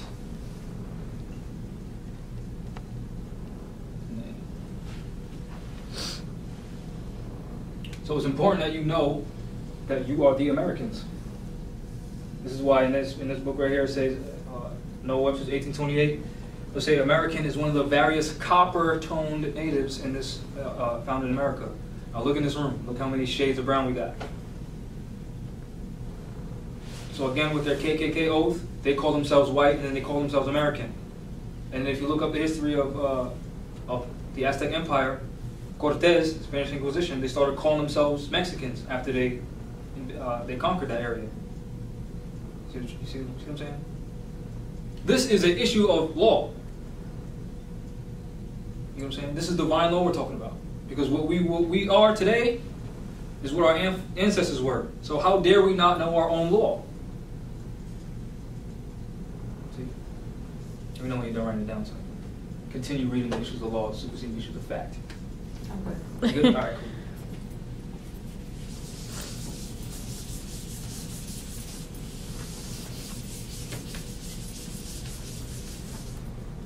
Light bearer, light bearer. Arigato. All right. That's kanji for thank you. Where was I? So again, a right which is free and open to all is not subject to a license or tax. The reason for this is because the definition of the word license is, in part, permission. In other words, you do not need permission to exercise a right that you already have, nor can you be charged for that right, tax. This is also why they call it driving, not traveling, because driving is a commercial activity, meaning you're getting paid to do that. This is why they'll say passengers, because a passenger is someone who's paying, instead of automobile guest, which is someone who's just in your car chilling. So when you're going to the store, you ain't driving to the store, you're traveling. And when you're going to grandma's house, you ain't driving to grandma's house, you're traveling to grandma's house. See what I'm saying? So this even reaches to license plates, permission plates. See what I'm saying? Right? It has also been stated in Shuttlesworth versus Birmingham, 373 U.S. 262, that if a state converts a liberty to a privilege, the citizen can engage in that right with impunity, meaning you cannot be charged for opening up your refrigerator door because you have every right to.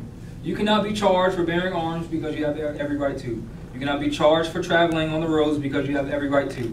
Now, what happens when you don't know that those are your rights? They People can infringe infringe upon those rights, can they not? You see what I'm saying? And then you also, remember, when you're dealing with this stuff, try not to focus on why you weren't taught this in school, because I'm going to tell you why. Actually, I'm not going to tell you why. I'm going to tell you to read the General Education Board's philosophy, and you will see why. And you'll see how they get rich off of us not knowing. And you'll see why in the Bible it says, my people perish by the day for the lack of knowledge. And you'll also see why certain people are selling this information because they can get rich off of this, because they know a lot of our people don't know this. Mm-hmm. And that is what you call a sellout. Continuing with more case law, there can be no sanction or penalty imposed upon one because of the exercise of a constitutional right. Do you all see how issues of law supersede issues of fact? Okay. Good. Good. Any questions? Want to add anything? Any scenarios you want to throw out there? Cannabis. Okay, let's deal with, since our people get arrested for having weed, and they talk about each state is going to allow weed licenses and make it legal, right? Oh, growing, yeah. Growing? Yeah. All right. How about this? Who's an indigenous person? So-called black people, right? Then we just go through that. So let's look up their rights, right? Let's look up their rights. This is from the United Nations, which Obama signed into office. Although the United States Corporation Company isn't government, since they're a party to the UN, that means they agreed that indigenous people have this right, meaning guess what? They're obligated to this. This is constitutional law. And Obama was a constitutional, I don't want to say lawyer, but he taught constitutional law. Mm-hmm. So since you brought up cannabis, which is not weed, they won't charge you for cannabis, they'll charge you for weed or pot or marijuana, which, remember, That goes like on it literally says that, like what? pot or marijuana. Yeah, they'll say marijuana. Yeah. But like in the news articles, they'll say pot. They'll say Slang. Yeah. Connotative linguistics is what that called. So write down etymology. Remember when I said write down that? Etymology is the denotative. Slang is the connotative. and then study those. Mm. That's another reason why so many people get snatched up and kidnapped. Yeah, yeah. And this is why because of cannabis. This is why when the policy enforcers or the highwaymen, which we keep calling police officers, and they're not officers, they're police. They came up, the gangs in New York. This is why they say, "What's your name and where are you from?" Mm-hmm. Meaning, who's your slave master and what plantation you belong to? Because the state ofs, those are the plantations. You see what I'm saying? So, when you're dealing with cannabis, the issue of law is Article 24, Rights of Indigenous People. Indigenous people have the right to their traditional medicines and to maintain their health practices, including the conservation of their vital medicinal plants, animals, and minerals. And if you look up the definition of drug in that law dictionary, Black's Law Dictionary, 4th edition, it'll say a drug is an animal, any plant, anything used for medicine. See the trick? So we keep calling things what they're not, calling ourselves what we are not, trying to be someone else and something else, and we get held to it. So if you're going to call yourself a doctor, you might want to know what a doctor knows. You might want to first know that doctor means teacher. You see what I'm saying? So if you're claiming to be the best Subway sandwich maker in the world, and someone says, make me a sandwich, and you can't make that sandwich, you might not want to call yourself a Subway sandwich maker.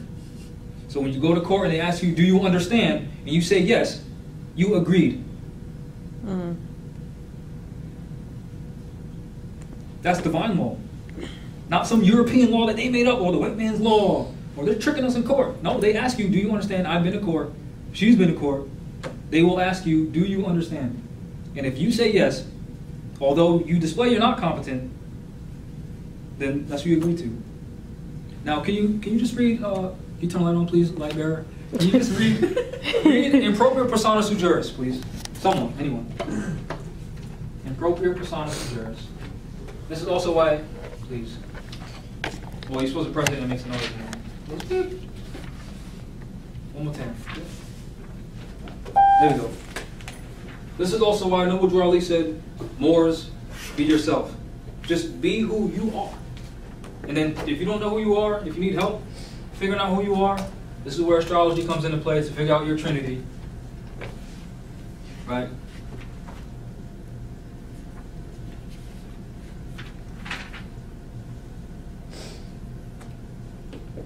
This is where the zodiac comes into play.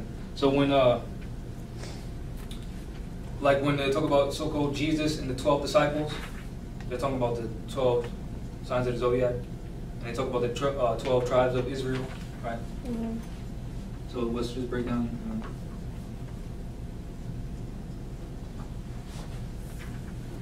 One's own proper person. Yep. What else? It is a rule. Louder, please, because you're on camera. It is a rule in pleading that pleas to the jurisdiction of the court must plead in propria persona, because if pleaded by attorney and they admit the jurisdiction, as an attorney is an officer of the court, and he is presumed to plead after having obtained leave, which admits the jurisdiction. Now, what did that just say? Just short, in layman's terms, just shorten that. What did that just say? If you have an attorney, you're giving them jurisdiction, and since they're an officer of the court, they have to side with them first. Exactly, because They're their not first looking for your obligation best is interest. to the court. Exactly. Now, we know the system is corrupt, so why do we keep getting attorneys? Because we're ignorant. Which just means we don't have knowledge, which just means we're not privy to this. Now, it's not like being ignorant is a bad thing, because you don't know certain things, because you're not told it, right? So if you're not in your own proper person, meaning if you don't know who you are, not because Jamal said you're a Moor, if you don't know you're a Moor by bloodline because you just know, then none of this is going to help you. Because you think that by you just saying you're a Moor, they're going to stop robbing you. We are under colonial occupation. Now, not all these people are out to get us, you know what I mean? But this system has been going on for so long, the corruption has been going on for so long, that the police have just been killing our people on the street. And it's not like I'm making it up. We hear about this all the time, right? So one way to kind of help learn who you are is through the zodiac, right? Your sun sign represents what you identify yourself as. Your rising sign is pretty much how people see you, and your moon sign is what you feel internally. You know what I'm what I'm saying? So this is just for y'all to help study yourself, because Noble Drew Ali also said, study, study, study. And if you ask me what to study next, I'll say study yourself. So you need to know who you are before you go out and start writing writs, think you can fight Rome by yourself like I did. You might want you might want to realize who you are, and and manage your energies and stuff like that. So when you're dealing with the 12 tribes of the zodiac, or the 12 tribes of Israel, you're dealing with the zodiac sign, the zodiac signs, right? This is ancient Kemetic stuff. This is why you hear people call ourselves Hebrew Israelites, right? Hebrew just means to cross over, Ibri, right? So when you read the Circle 7 Quran, it talks about the dominion of Africa, and you look up Pangea, stuff like that, and we're the Moors who crossed the river before the Atlantic was an ocean.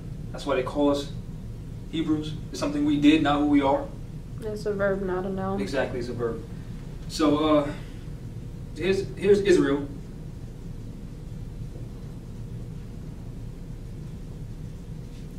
Right?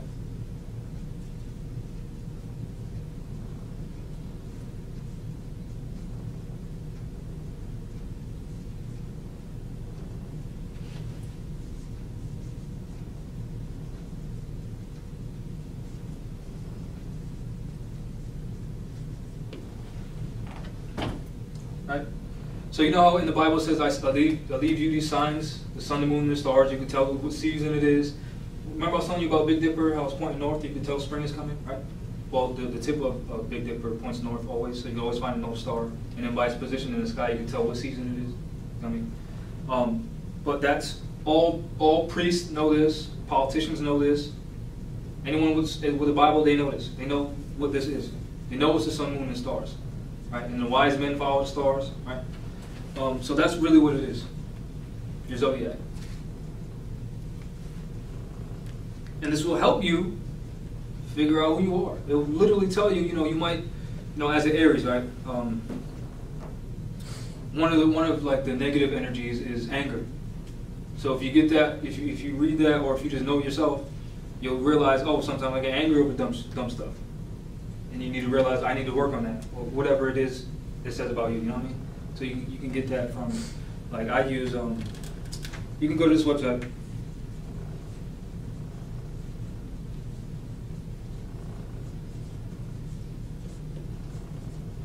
CafeAstrology.com and get your birth chart or natal chart.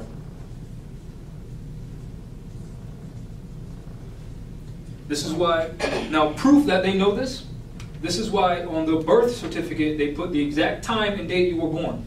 This is why they'll schedule certain court dates on certain days, because they're dealing with energies. And if you're a certain sign, they're going to put you on a certain day to put you at a disadvantage. This is also why doctors do like certain surgeries, like blood transfusion and stuff like that, on certain days according to the moon, because the moon controls the waters. We're like 70-something% water. See what I'm saying? So CafeAstrology.com. Farmers use this, like plant during the spring, the ground's fertile, stuff like that. Basic stuff. Our ancestors knew this. That's what the Farmer's Almanac Yeah. has in it. Yep, Farmer's Almanac.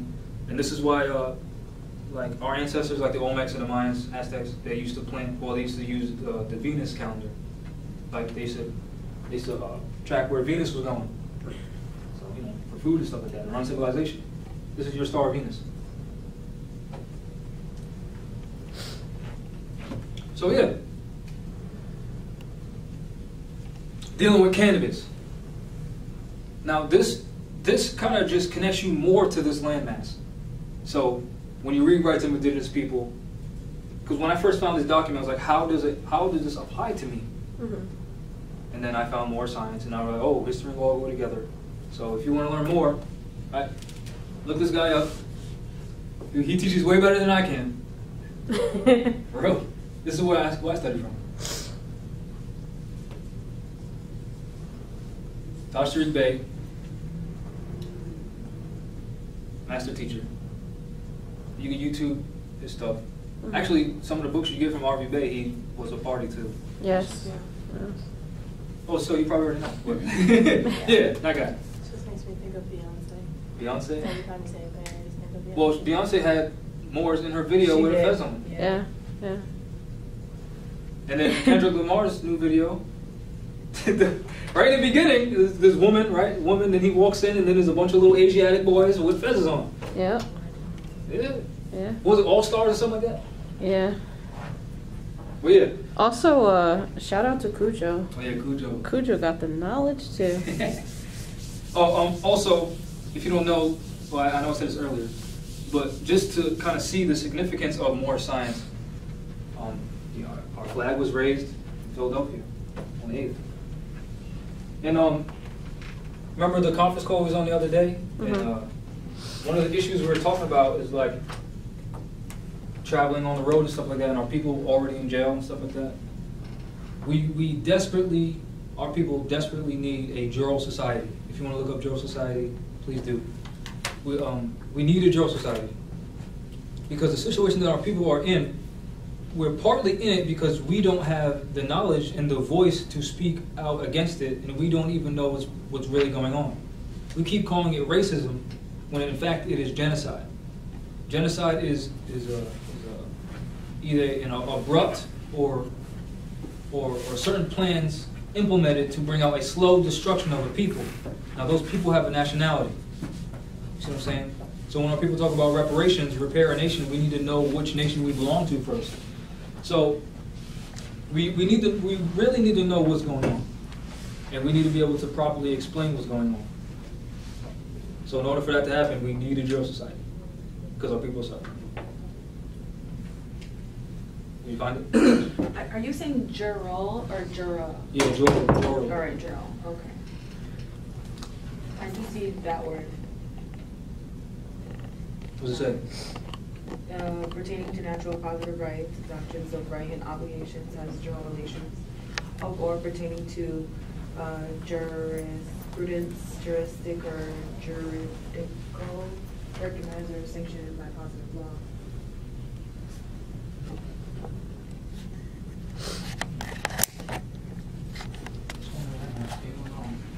I don't.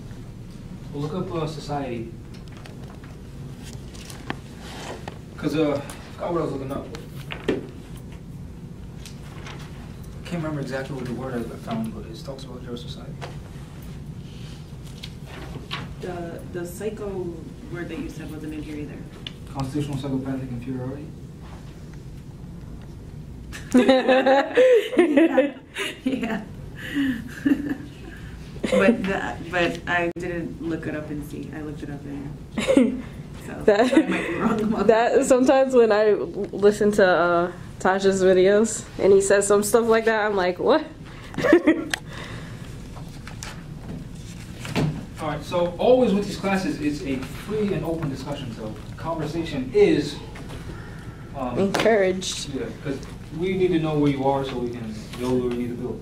Society is an association or company of persons generally unincorporated, united together by mutual consent in order to deliberate, determine, and act jointly for some common purpose. In a wider sense, the community or public, the people in general. You see how we need that? You see how we don't have any community, how we can't even come together and get anything done? Mm-hmm.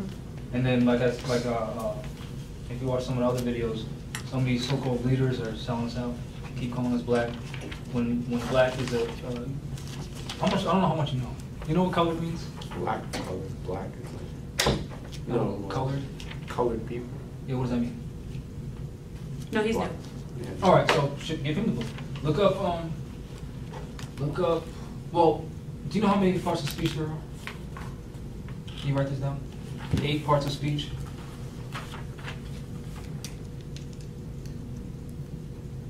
Because we're always dealing with principles of language. Do you know what part of speech black is in? It's an adjective. Oh yeah. So,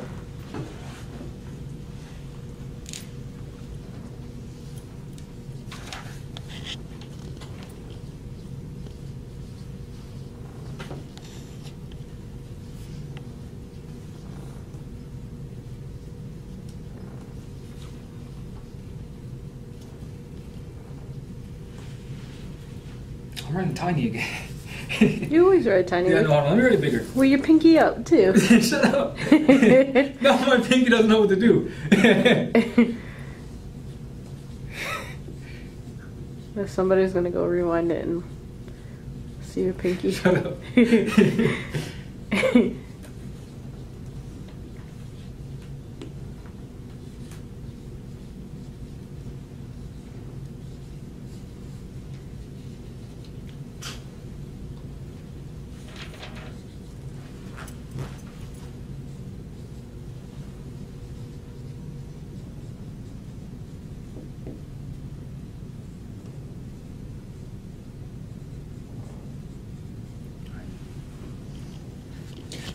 Junction. I know. Remember that? What is that? That was on TV to teach this 7 parts of speech. 8 parts. Okay. It's 8, parts. sorry. Now there's one, I always miss this one. Oh. I remember. I'm with you. Y'all must be really old. No, I'm kidding. Whatever. You're older than me. Oh, yeah, damn. So there's 8 parts of speech, right? Person, place, place, Yes. pronoun, proper. We're not going into all of that. Okay. Good job, though.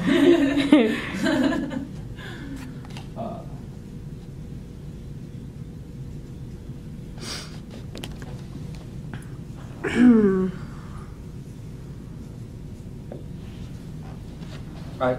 So black is an adjective, meaning it can describe a person, place, or thing. Right. So what I'm wearing right now is not a blue. It is a blue shirt.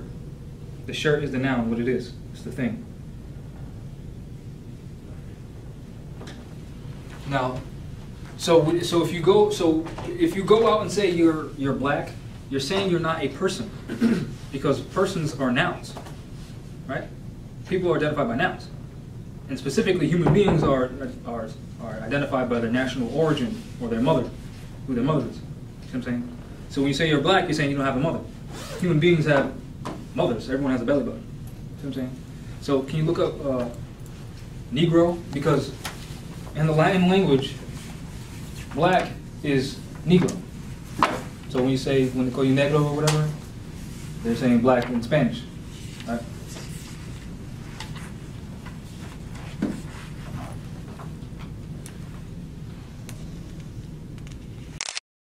I missed the page that I was. You're like, let him learn. Psychopathic inferiority. Jeez. Did you find it? I did. It wasn't in the book. I was looking at Nice. it. All right, Negro. Negro, please. I was just saying that in my head. What, Negro? No, as soon as you say Negro, I was like, Negro, please. What does it say? You want to get a lot? Yeah, right there. What's it? Yeah, my bad. Read those things, sorry. The word Negro means a black man, one descendant from the African race, and does not commonly include a mulatto. Felix versus State, 18, Alabama, 17. You know how to read that? So when you see this stuff, that's the case law. Yeah. Okay. But the laws of the different states are not uniform in this respect, some including in the description Negro, one who has 1/8 or more of African blood. Term Negro means necessarily person of color, but not every person of color is Negro. All right, so it says a Negro is a black man, right? And because black is Negro, right? Saying it's just a different language. And then it say a Negro is a colored person, right? Now can you go to colored? Don't lose our page.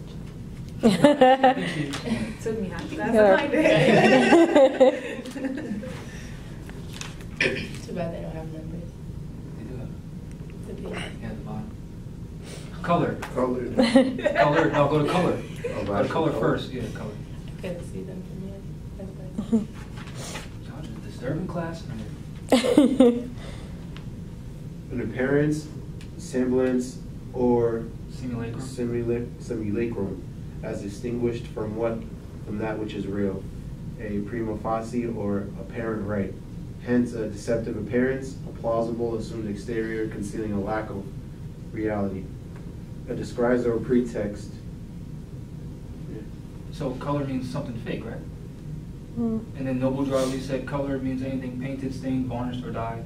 So when you get a blank easel and you paint a mountain range on it, that's not a real mountain range.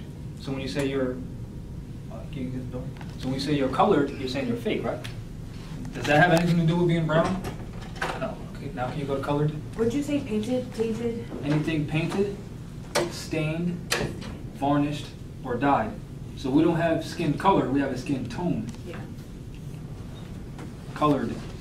By common usage in America. So stop right there because we have to break everything down. So by common usage in America, it doesn't say the world, it says America, right? Continue. This term, not an identity, right? In such phrases as colored persons, the colored race, colored men, and the like, is used to designate Negroes or persons of African race, including all persons of mixed blood descended from Negro ancestry. Mm-hmm. Now, can you read the highlighted part at the bottom?